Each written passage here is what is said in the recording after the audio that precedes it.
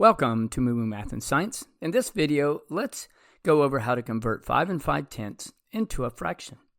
Let's begin by placing 5 5/10 over 1.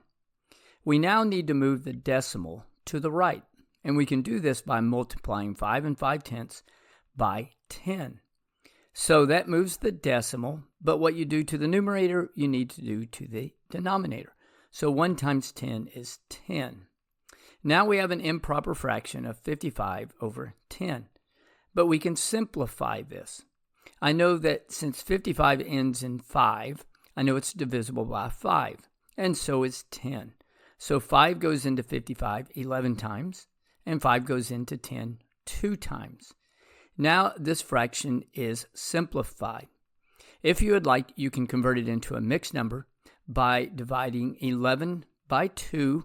2 goes into 11 5 times. 11 minus 10 gives you a remainder of 1. So that means you have a mixed fraction of 5 1/2. I hope this was helpful. Thanks for watching. And remember, kindness multiplies kindness. Be kind to someone today.